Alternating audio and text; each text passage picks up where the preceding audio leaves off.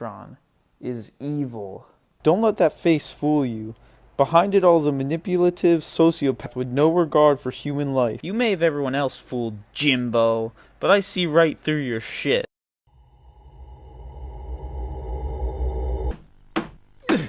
Howdy, boys. Hey, Jimbo. Better start packing. We gotta move at the end of the week if I want to keep my job. We're moving? Basically, the car dealership that Jimmy's dad Hugh works at is closing because Everyone in Retroville has a car now. That's why we're moving to Dairyville. What about all my friends? Well, they're gonna have to stay here. So Jimmy's all sad, but his dad, in a last-ditch effort to stay in Retroville, applies for a job as a toy inventor. Neutron, say hello to baby quackers. Yeah. Oh, my, that's wonderful, Hugh. Jimmy, knowing that his dad's retarded, decides to invent toys that his dad can pass off as his own in order to keep a job in Retroville. I use the word toys very generously. It destroys stuff.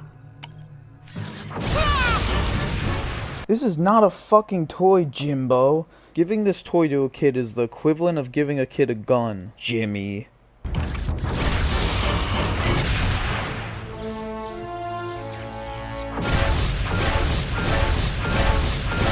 Look how unstable it is. A little kid brings that to school, one press of a button and you have a baby quacker's school shooting. Jimmy is smart enough to know the dangers of weaponizing a children's toy. The only explanation is that he gets some sort of sick, demented pleasure from the suffering of others. You looking for something, Creator? Perhaps we could be of service. After you nearly deleted everyone on Earth, nice try. These guys tried to commit genocide once. They're constantly fucking shit up. What I want you to remember is how heavily locked up they are. This will be a very important detail for later. Don't you fucking forget it. Well, this circuit board should give the toy state-of-the-art transforming abilities.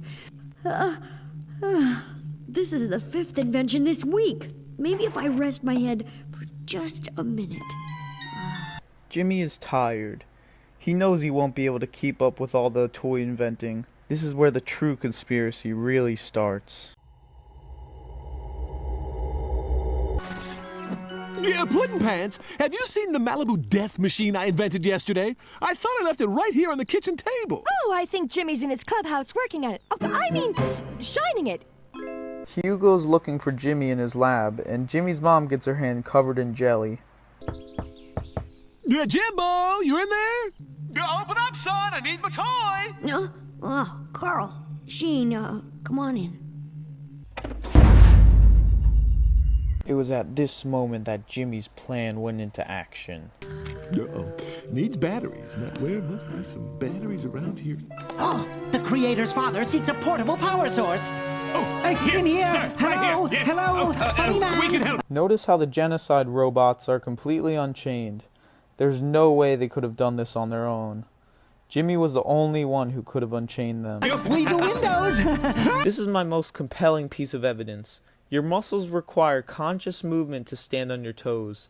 It would be impossible for Jimmy to do this while sleeping. Jimmy is clearly fake sleeping. But why? Hey, little bitty talking batteries. That's even better. Come here. Hugh just unlocked the genocide's robot cell with ease. A genius like Jimmy would never leave such dangerous robots so unsecure. Jimmy made a cold, calculated decision to remove their chains and leave their cell unsecured.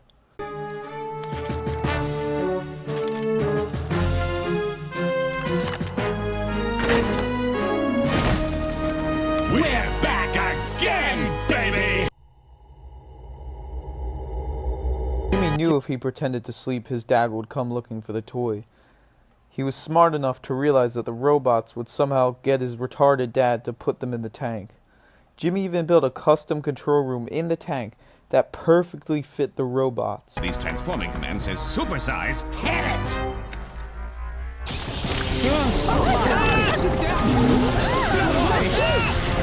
No, down, boy!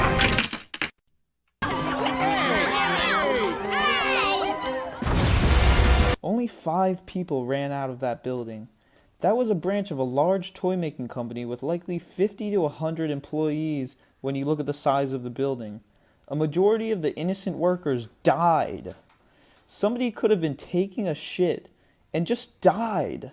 Could you imagine taking a shit, then you just fucking die? Hey, Bill, why didn't you bring your kids to take your child to work day? Well, my wife's really sick and completely dependent on my income for her survival.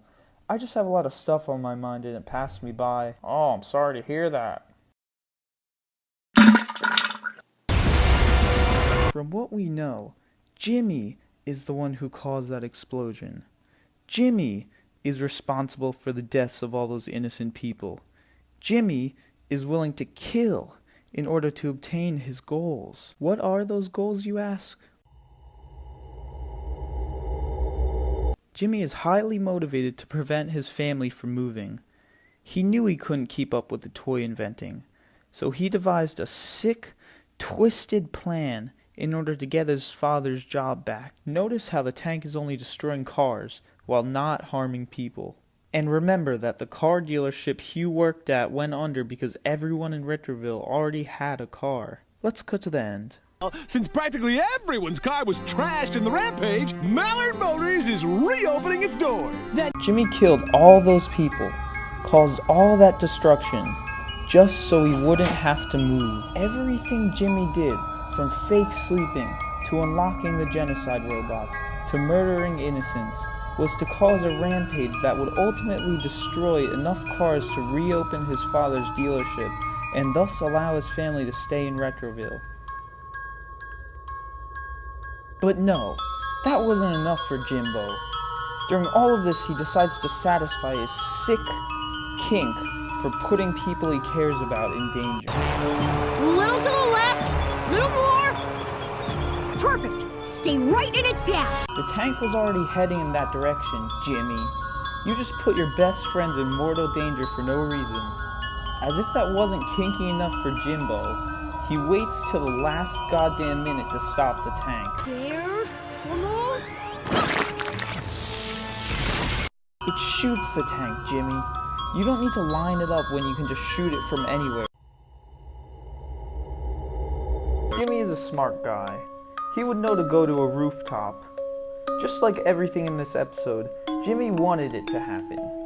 Jimmy uses the world around him as his own twisted sex dungeon, while having no regard for anyone but himself. James Isaac Neutron is an evil, depraved, sociopathic maniac.